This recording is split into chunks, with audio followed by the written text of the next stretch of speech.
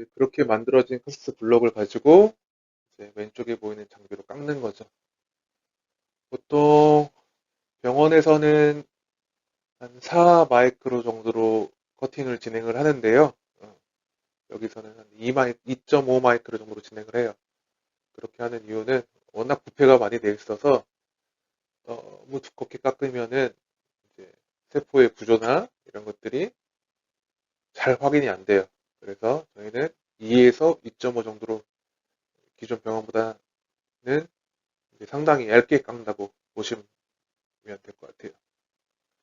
그렇기 때문에 이제 커팅하는데도 이제 절, 절편을 만드는데도 조금 기술이 필요하죠. 그렇기 때문에 이런 병원에서의 커팅 병리과 경력이 있으시면 큰 도움이 되겠죠. 왜냐면 병원에서 많이 깎아보신 분들이 기본 자기 기술이 있기 때문에 그 마이크로스 조금 낮춰서 깎는 거는 뭐 크게 어려운 일은 아니어가지고요.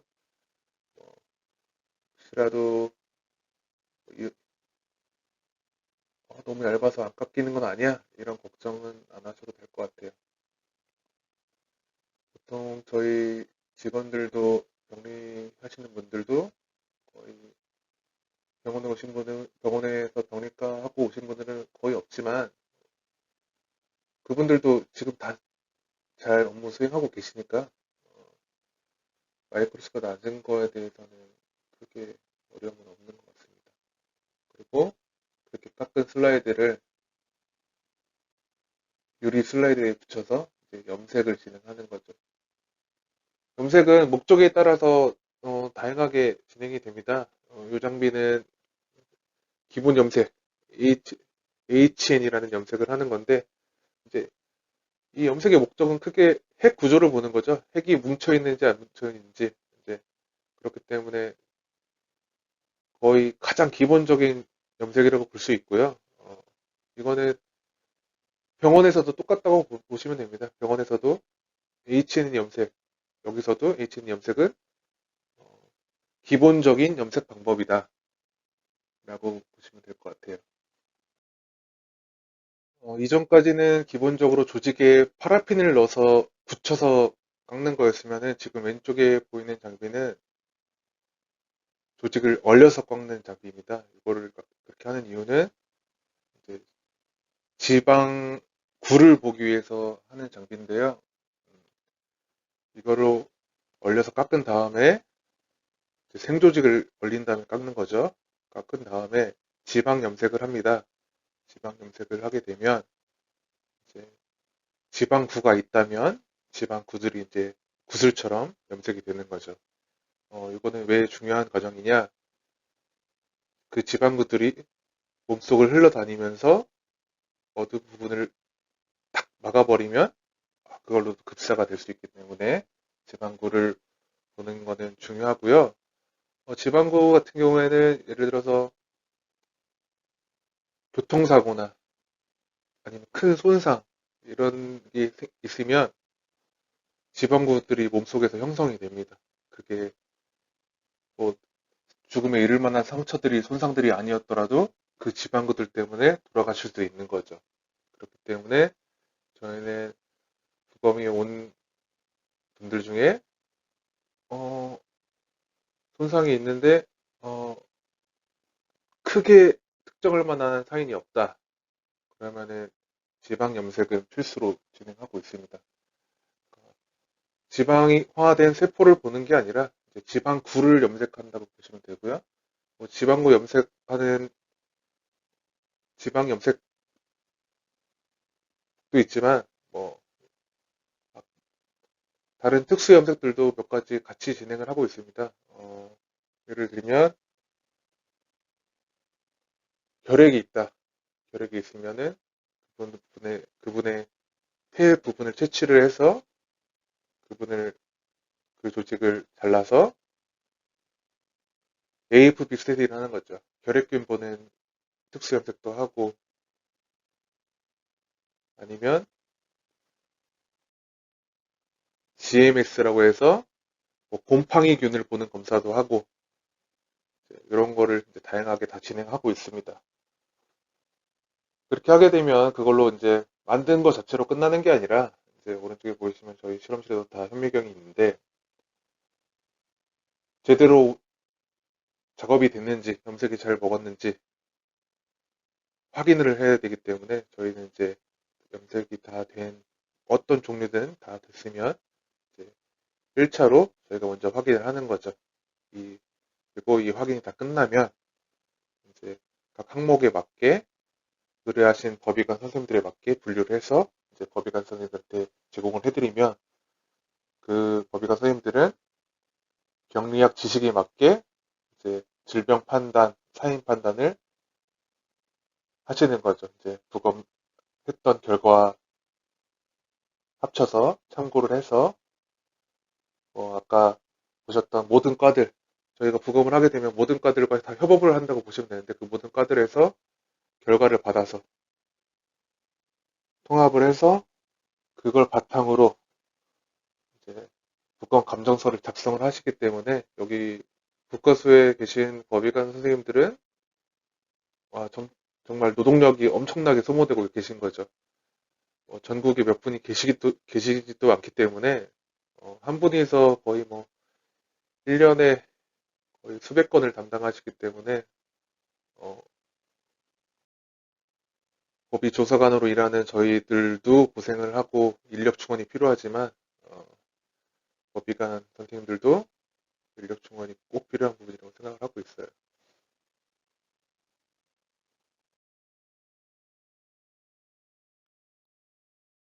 그리고 이거는 그냥 제 사무실 책상 그냥 간단히 찍었던 건데 저희가 공무원이다 보니까 그것만 하진 않고 감정만 하진 않아요. 행정 업무도 해야 되고 형사들하고 통화도 해야 되고 부검 의뢰 오면 아까 처음에 보셨던 감정물 접수실에서 부검은 따로 접수를 하지 않고요. 저희가 직접 접수를 하는데 일일이 다 통화해서 접수하고 부검 날짜 조율하고 그리고 부검 끝난 증거물 관리해야 되고 그다음에 부검 결과 나온 서류들 다 정리해야 되고 이제 행정적인 업무가 되게 많죠. 저도 처음에는 공무원이 됐으니 9시에 출근하고 6시에 퇴근하겠구나 이랬는데 그런 삶이 법의학과에서는 특히나 힘들더라고요. 특히나 아침에 저희는 업무를 좀 일찍 시작하는 편인데 뭐 유족들의 장례 시간 때문에 그냥 몇 분이라도 빨리 끝내드리기 위해서 일찍 시작하기 때문에 물론 아침에 조출은 기본이고 부검이 언제 끝날지 모르기 때문에 늦게 끝나면은 실험할 시간이 모자라기 때문에 야근할 때도 종종 있고요.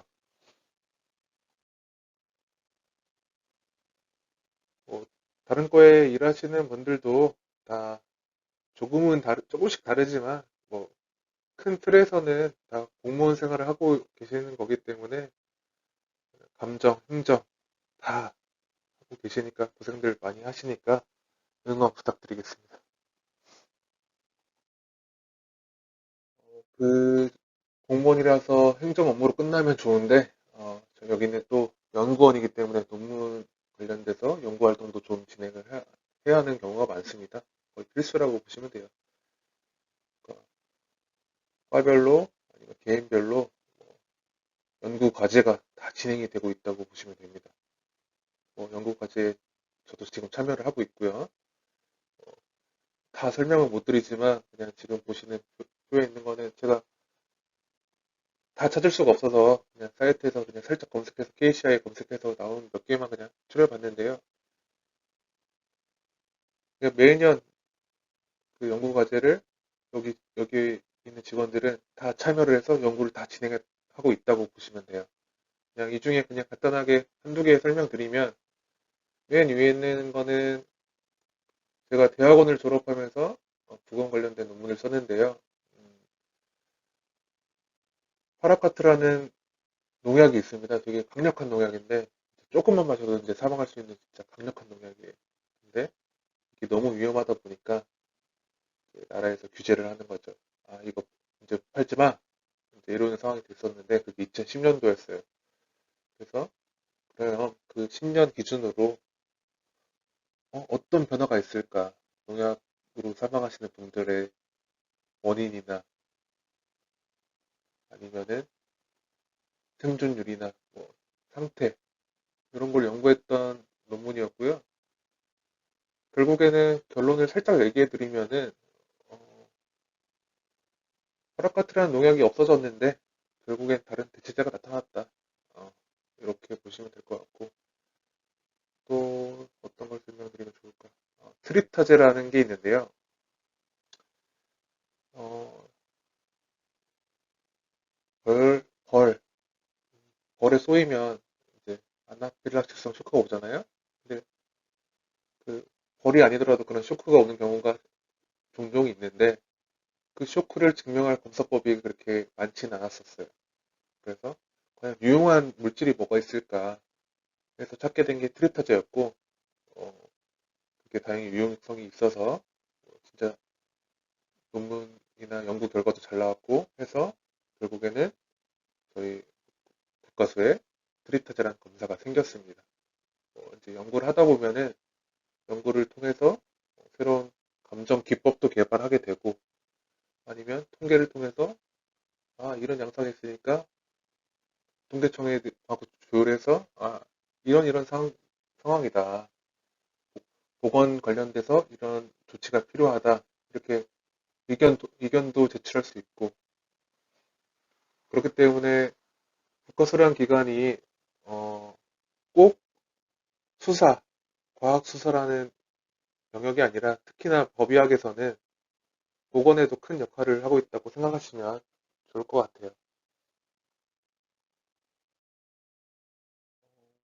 잘 보셨나요? 슬라이드 동영상으로 보는 거라서 직접 보는 것 같진 않았죠. 근데 직접 볼 수 있는 기회도 있습니다. 저희 기관에서는 견학을 신청할 수 있거든요. 물론 개인이 신청할 수는 없지만 어, 과나 뭐 학교 이런 단체에서 저희한테 신청을 하실 수 있어요. 어, 저희 홈페이지에 들어오시면 전화번호 떠 있고 그, 그 전화번호로 문의를 하셔서 견학이 가능하다고 하면 공문 받아서 저희한테 오는 거죠. 그러면 저희가 이제 연구원을 소개하는 동영상도 틀어드리고 각과의 대표분들이 오셔서 우리가 어떤 과고 아까 지금 저는 제가 일하는 게 법의학이니까 법의학에 대해서 조금 자세하게 설명드렸지만 다른 과는 어떤지도 이제 자세하게 설명을 받을 수 있는 기회가 되는 거죠. 뭐 교수님들이나 아니면 조교 선생님들 뭐 이런 분들한테 우리도 이런 거 한번 견학 한번 가도 좋지 않겠습니다 하고 의견 제시하는 것도 좋을 것 같아요. 저는 학교 다닐 때 뭐 이런 의견을 얘기해 본 적이 없어서 지금은 아쉽거든요. 우리 학생들이 원하고 바라는 유용한 기관들 꼭 국가수가 아니더라도 아마 이런 병원 실습만이 아니라 졸업하기 전에 다른 기관을 경험해 볼 수 있는 기회들이 많이 있거든요. 그중에 국가수도 그런 기회가 있으니까 기회가 된다면 직접 만나보시면 좋겠습니다.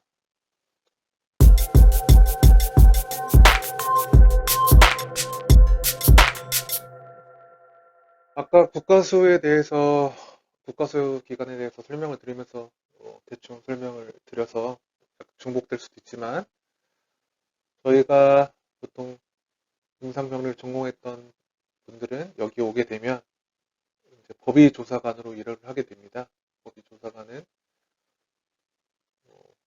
법의관과 팀을 이뤄서 부검을 진행하는 일을 한다고 생각하시면 되고요.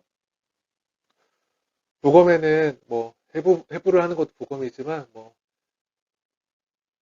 사건 현장에 나가서 돌아가시는 것부터 시작해서 현장에 나가서 현장에 나가서 그 시신의 상태가 어떤지 하는 것부터 시작이라고 생각하시면 됩니다. 지금은 뭐 모든 케이스를 다 현장 검안까지는 하진 않지만 불과 1년 전만 해도 인력이 충원이 못 돼서 이제 없어지긴 했는데, 저희가 서울 것만 해도 모든 사건이 발생하면 그 현장에 나가서 그 시신 상태를 보면서 이제 현장 검안을 했었습니다. 그러면 24시간 동안 잠도 못 자고 뭐 이런 일도 했었는데요. 지금은 저희가 워낙 인력이 없다 보니까 없어지긴 했는데 이런 일도 하고 있습니다. 그렇게 돼서 저희가 현장 검안을 나가서 이분은 마땅한 죽음의 원인이 보이지 않는다.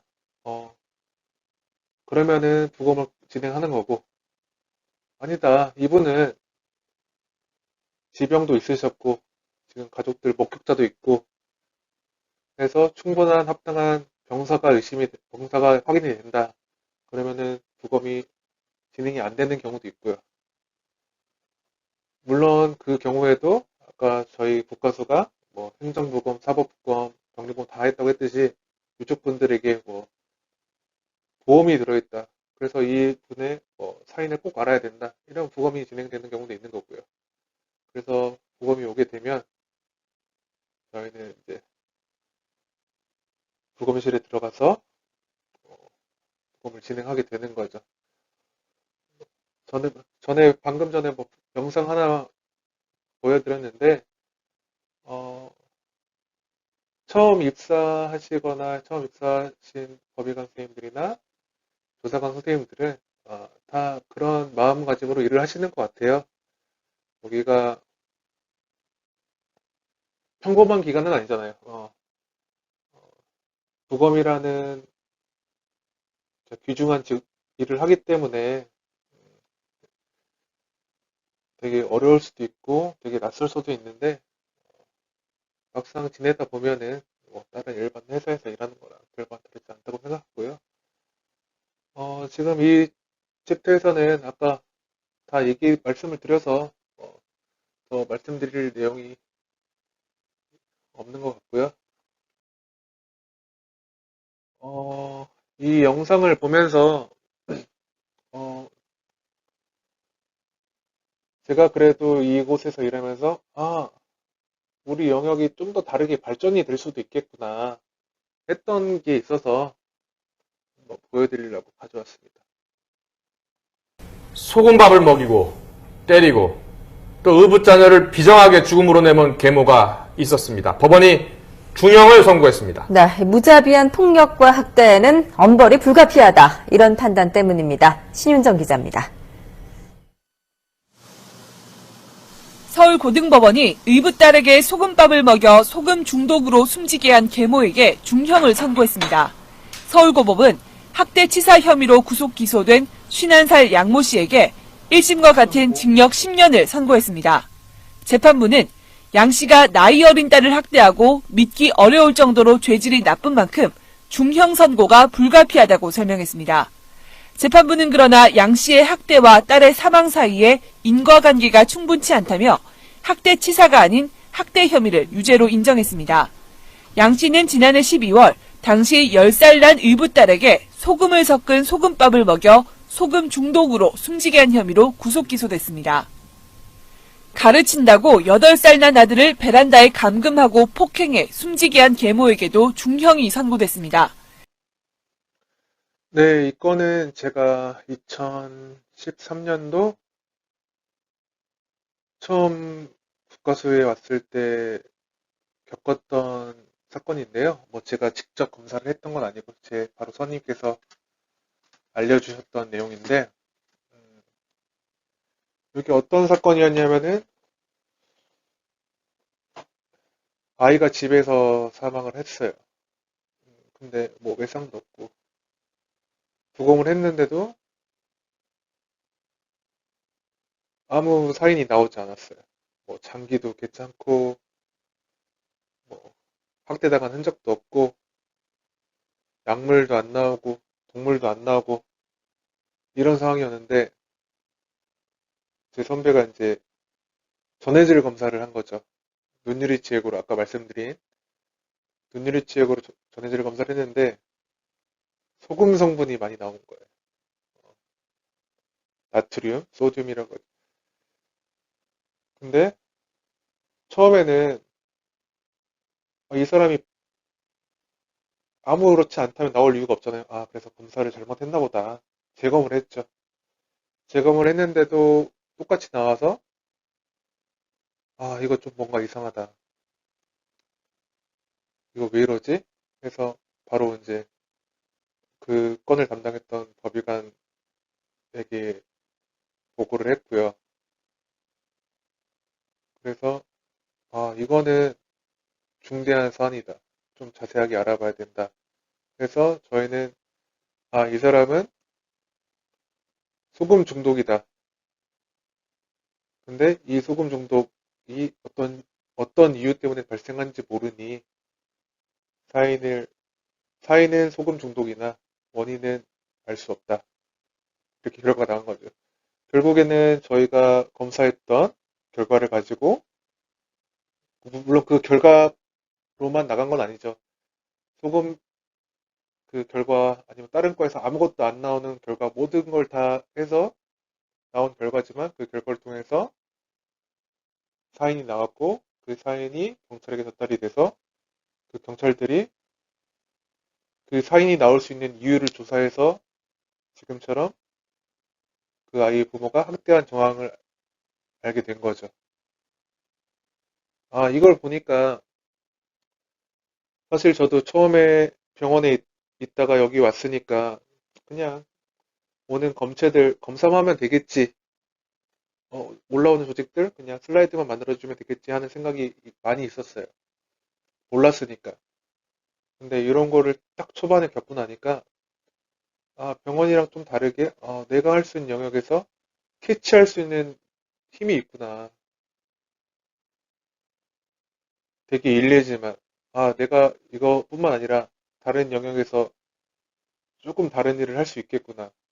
아니면 여기서 지금 진행하지 않는 검사들을 진행을 해서 연구를 해서 여기에 도입을 시키던지 할 수 있겠구나 하는 마음가짐이 생기더라고요.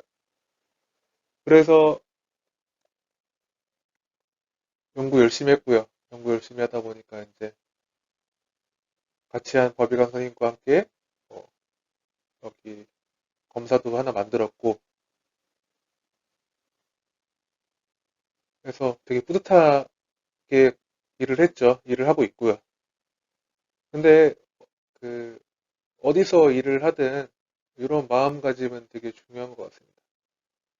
그러면은 일을 하는 나 자신도 알지만 같이 옆에서 보는 동료들도 이 친구가 어떻게 일하는구나를 아니까 꼭 이런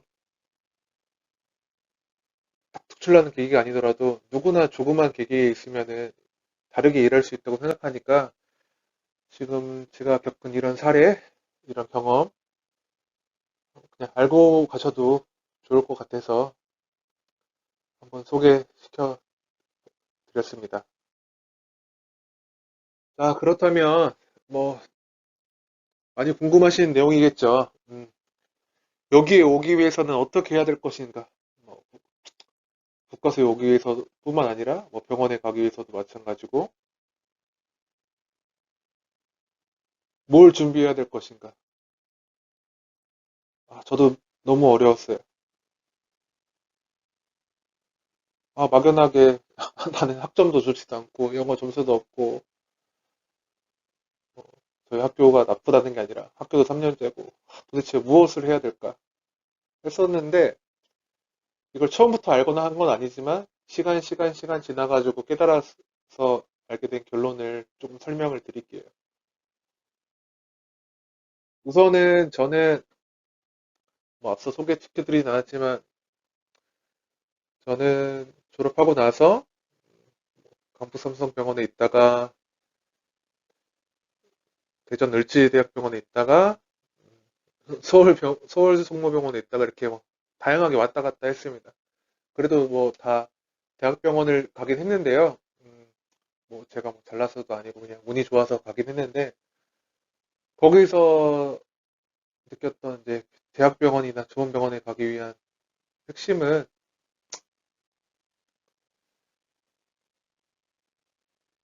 지금은 너무 많이 바뀌어서 뭐 영어를 빼고 말씀드릴 수가 없어서 영어를 집어넣긴 했는데 학점하고 면접하고 경력밖에 없습니다. 그런 곳에 가기 위해서는 우선은.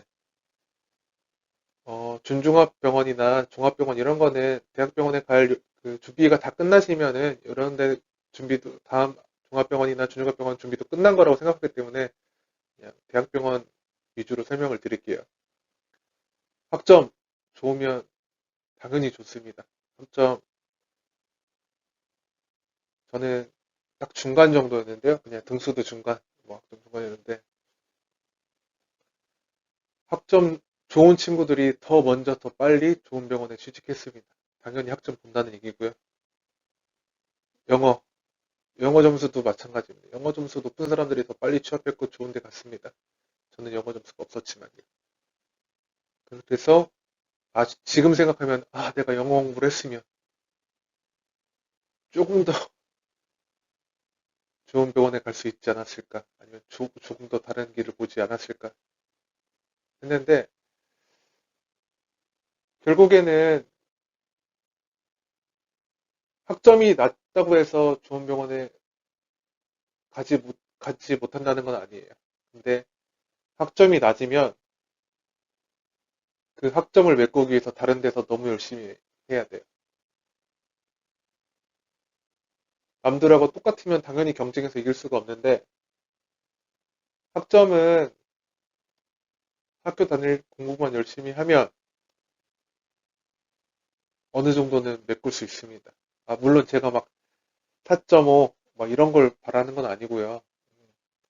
최소한 이 친구가 학교에서 놀진 않았다. 이 정도만 보여주면 됩니다. 물론 요즘에 학점 커트를 정해서 이제 지원 자격도 있는 병원들이 점점 생기고 있긴 하지만 학점은 내가 학교 생활을 하면서 정말 놀진 않고 열심히 공부했다. 이럴 정도의 학점이면 됩니다. 그 점수가 절대적인 점수를 말씀 안 드리는 이유는 학점이 3.5든 3.7이든 4점이든 결국에는 내가 표현하기 나름이거든요. 그래서 면접, 이력서도가 중요한 거예요.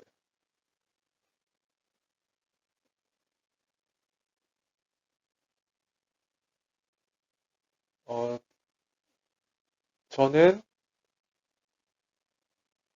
토익 0점, 석차 절반이었는데 그래도 괜찮다고 하는 병원에 합격할 수 있었던 이유는 이력서 준비도 엄청 많이 했습니다. 이력서와 면접 때문이었던 것 같아요. 이력서도 거의 몇천 번, 토시 하나라도 계속 매번 수시로 보고 바꾸고 계속 보고 하니까 자동적으로 내 이력서는 다 암기가 되더라고요. 그러니까 저는 면접을 보면서 떨었던 적은 없었던 것 같아요. 보면 면접 가서 보면은 면접 볼 때 옆에서 나 면접 볼 막 준비하고 벌벌벌 떨고 있는 친구들 많았는데 저는 우선은 제 이력서를 완벽하게 마스터가 됐으니까 무슨 질문해도 답할 준비가 되어 있었고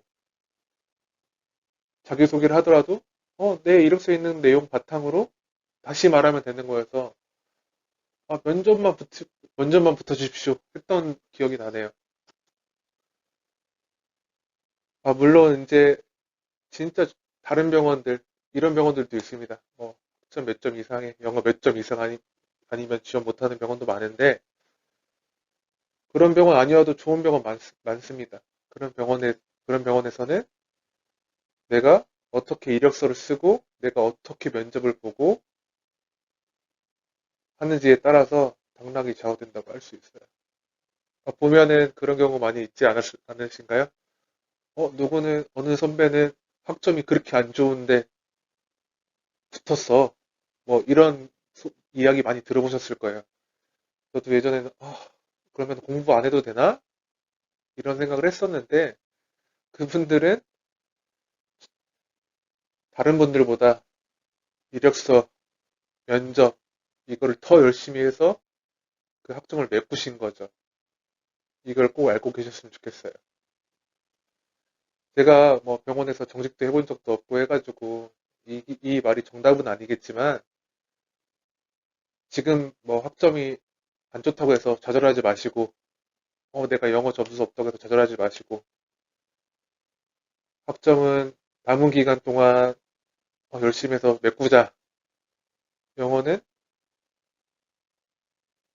점수라도 만들어 놓자. 점수라도 만들어 놓자는 얘기는 시험이라도 보자. 이 얘기인데 영어 점수에 대한 이야기는 뒤에서 계속 할 거니까 여기까지만 하고요. 이 병원 준비하는 것도 마찬가지지만 지금 제가 이제 뒤에 말씀드릴 국가수에 오기 위해서 준비해야 될 것들 등등 해서 하면은 다 병원 포함해서 다 준비가 되는 거니까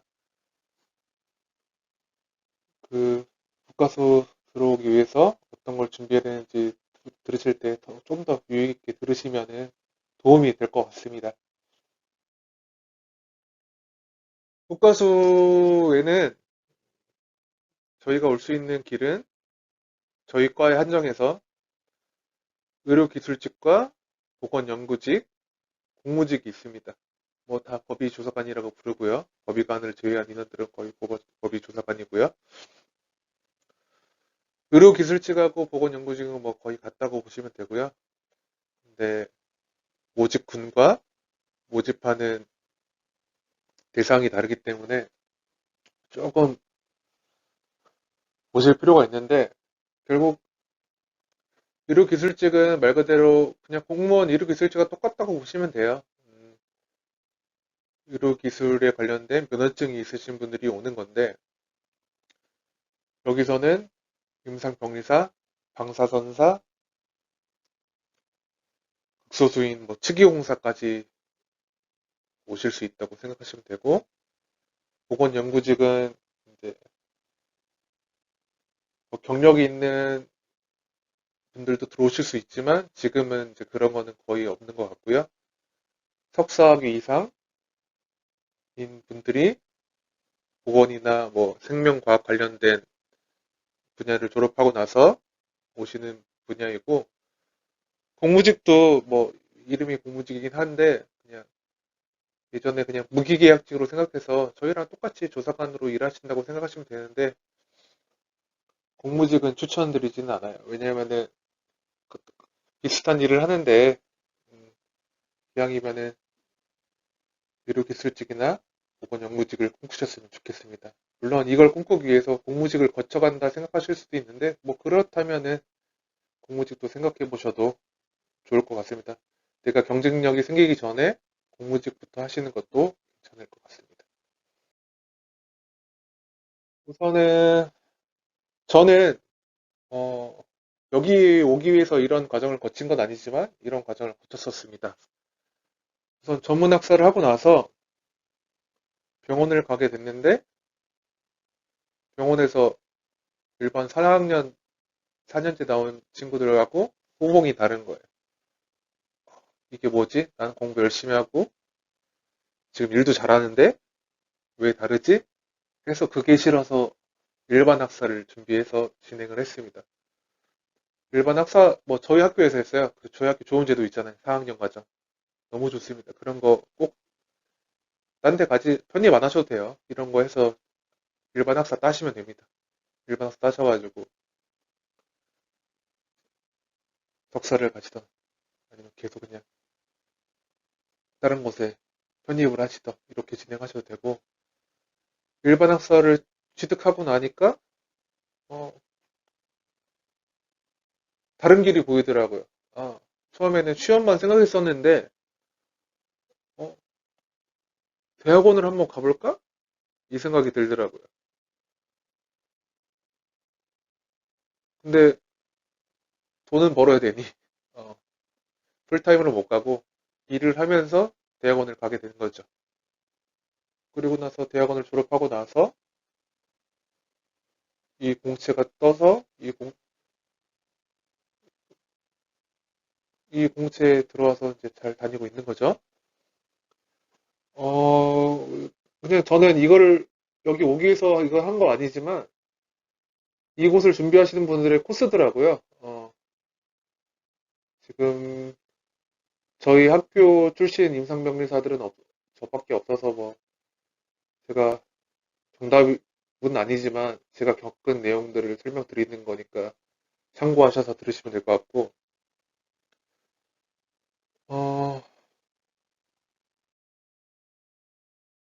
국가수에 오기 위해서 요건이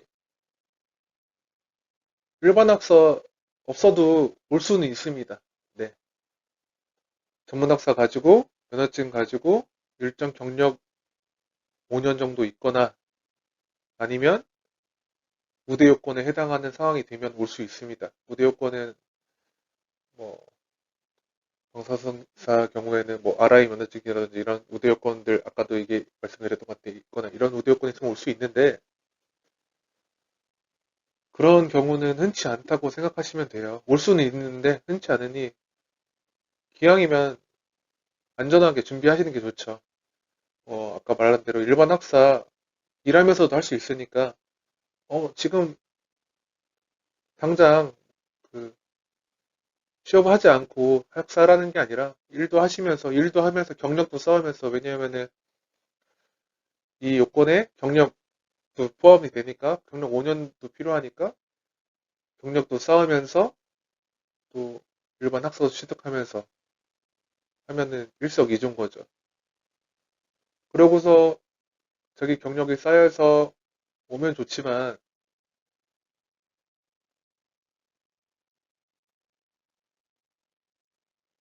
그게 준비하는 시간이 사람마다 다르고 준비하는 사람도 많기 때문에 경쟁이 많지 않습니까? 보통 경쟁하면 저희과 같은 경우에는 거의 몇십 대 1, 아니면 백몇 대 1이 나오는데 그분들은 거의 다 이제 처음부터 예전부터 준비하셨던 분들이란 말이에요. 준비하셨던 분들을 이기기는 노력을 많이 해야지 이길 수 있는데 그 노력 전에 기본이 비슷해야 돼요. 기본이라는 게 뭐냐? 지원자들이 갖추고 있는 요건들. 그냥 연구사는 석사를 가져야만 지원할 수 있으니까 석사 다 했고, 저희 그냥 연구사가 아닌 이로기술도 절반 이상은 석사가 있다고 생각하시면 돼요. 그러니까 지금 말씀드린 석사까지만 준비하시면 경쟁력이 있는 거죠. 임상병리사로서 임상병리학과를 졸업한 면허증을 가진 사람으로서 의료기술직에도 지원할 수 있고 석사까지 있으면 보건연구사도 지원할 수 있는데 보건연구사에서 면허증이 있으면 메리트가 좀 있거든요. 왜냐면 석사를 따면서 면허증 있는 사람이 별로 없으니까. 그리고 아까 뭐 대학에서도 있겠지만 영어 점수 중요합니다. 영어 점수 0점이라도 좋으니까 0점이 아니구나. 1점이라도 맞아도 좋으니까 가지고 계세요. 유효기간 넘어가지 않게 항상 갱신해서 가지고 계십시오. 그리고 내용은 안 썼는데 뭐 한국사 공무원을 준비한다. 국가수는 공무원이기 때문에 공무원을 준비한다고 하면은 한국사 준비를 꼭 하셔야 됩니다. 지금 이 표에 있는 뭐 일반 학사, 석사, 영어, 한국사는 필수라고 생각하시면 될 것 같아요.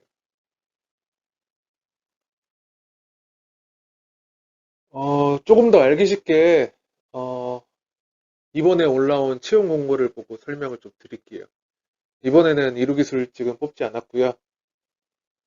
보건연구사를 뽑았습니다. 지금 채용 과정 중이죠. 보시면 먼저 서울과학수사연구소에서 일할 한 명을 모집하네요.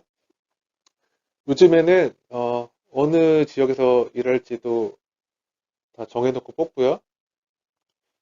국가수가 전국에 있다 보니까, 그건 알고 계셔야 될 것 같아요. 국가수가 전국에 있다 보니까, 저희는 국가직 공무원입니다. 국가직 공무원이기 때문에 전국을 돌아다니는 공무원이라는 걸 알고 계셔야 돼요. 인사이동이 너무 힘듭니다. 그건 참고하시고, 다시 돌아와서 응시자격 요건 보시면, 관련 분야 석사학위 이상 소지자입니다. 그러니까, 석사학위가 있어야겠죠. 석사학위가 있는데, 그 관련 분야는 뭐, 보건학, 뭐, 관련된 뭐, 생명과학, 뭐, 임상병리학이 있는데, 이건 뭐냐? 꼭 임상병리 대학원을 가지 않으셔도 돼요.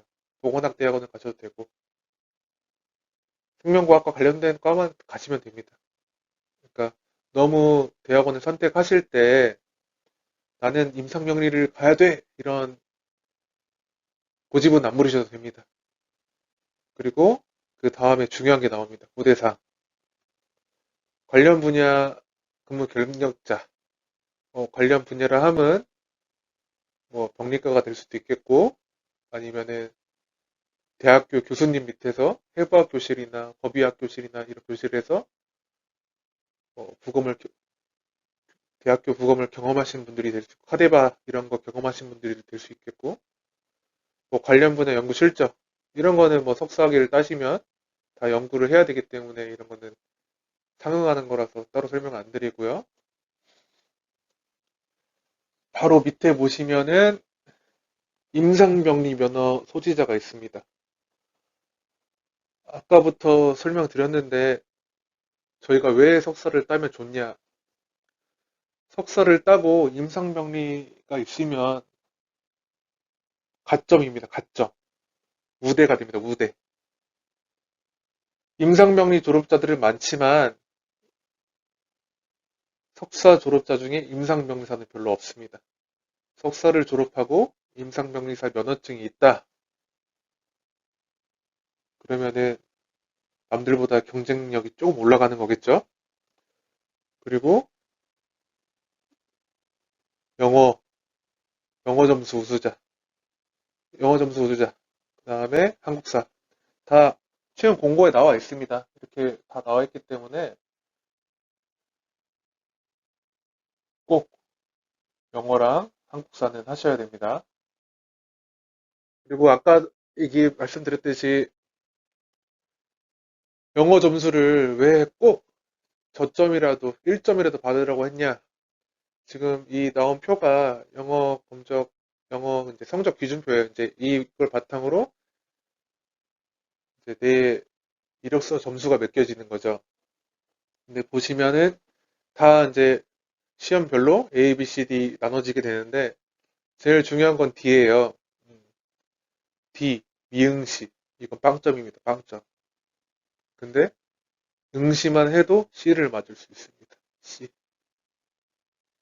1점을 맞던 695점을 맞던 C인 거예요. 그러니까 내가 뭐 지금 당장 695점이 안 된다고 해서 시험을 안 본다? 그럼 바보 같은 거죠. 무조건 1점이라도 시험을 봐놔야 되는 거예요. 이런 기회를 잡으려면. 영어 점수가 C와 D의 차이는 어마어마한 겁니다. A, B, C는 뭐 인원이나 아니면은 그때 상황에 따라서 극복이 가능해요. 내가 다른 경력이 많거나 물론 힘들지만 어떻게든 진짜 무슨 수를 써도 극복할 수 있는 길이 보이긴 해요. 근데 D를 맞는다.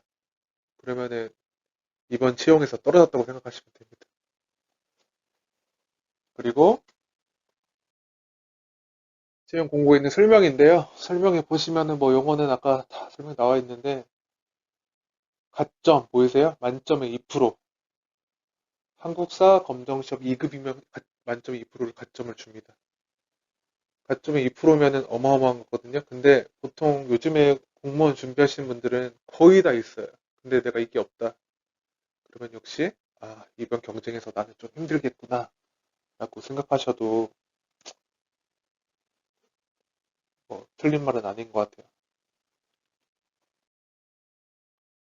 그러니까 아까 제가 말씀드린 4년제 빨리 졸업하고 석사하고 영어 공부하고 한국사 하는 게 그냥 기본 툴이라고 생각하시면 돼요. 그리고 이 기본 툴을 하고 나면 아까 먼저 설명드린 대학병원이나 이런 것들 다 준비가 끝나는 거기 때문에 너무 부담 갖지 않으시고 그냥 제일 높은 거를 제일 많이 준비해서 그게 준비가 좀 덜 되더라도 딴 데에서는 도움이 되는 경우가 많기 때문에 그런 마음가짐으로 준비하시면 조금 편하지 않을까. 그리고 지금 이거 보시는 거는 유전자과에 대한 공고인데요. 저희가 꼭 병리사로 나와서 꼭 법의학과에 있는 건 아니에요. 유전자에도 많이 진출해 있습니다. 대신 이제 유전자분들은 석사 전공을 이제 유전자 관련된 전공을 하신 거죠.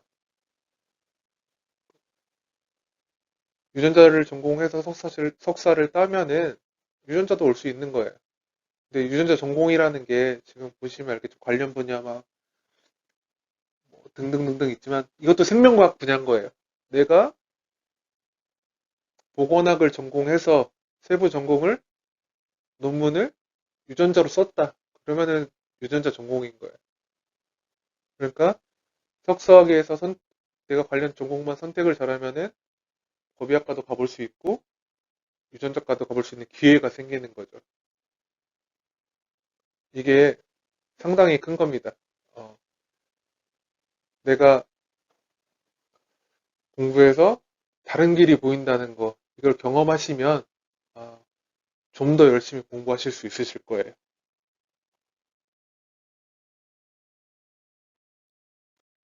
뿐만 아니라 다른 공기관들도 석사 있고 임상병리 면허증이 있으면 우대되는 기관들이 엄청 많습니다. 대신 아마 지원 요건에 석사 이상 아니면 토익 점수 700 이상 이런 기준이 있긴 하지만 그 준비만 되고서 내가 석사인데 임상병리 면허증이 있다. 그러면은 엄청난 기회가 있을 겁니다. 그러니까 조금 힘드시더라도 준비해 보셨으면 좋겠어요. 마지막으로 다 토탈해서 이제 마지막으로 마무리해서 말씀드리면은 제가 저러고 살았던 것 같아요. 저 사진처럼. 앞은 그냥 뻥 뚫려 있는데 내 눈앞에 꽃가를 쓰고 산 거죠. 그 좁은 눈으로, 시선으로 세상을 봤던 거예요. 그러니까 많은 게 보이지 않았죠. 근데 뭐 의도한 건 아니었지만 4학년을 마치고 석사를 졸업하고 영어를 공부하고 다른 걸 준비할 때마다 저 꽃가루 구멍이 조금씩 넓혀지니까 이제 보는 게 넓어지더라고요. 여러분들도 이런 경험을 꼭 해봤으면 좋겠어요. 꼭 국가수에 오기 위해서 아니면 국가수에 아니라 다른 기관에 가기 위해서가 아니라 병원에 가서도 행복하고 좋은 삶 살 수 있고 병원도 엄청 좋은 기관입니다. 저도 병원 있을 때 행복하게 잘 지냈고요. 지금 못지않게 프라이드도 있었고 어느 목표 때문에 말씀드리는 게 아니라 살면서 더 넓은 세상으로 나갈 수가 있습니다. 꿈꾸고 행동하십시오. 고맙습니다.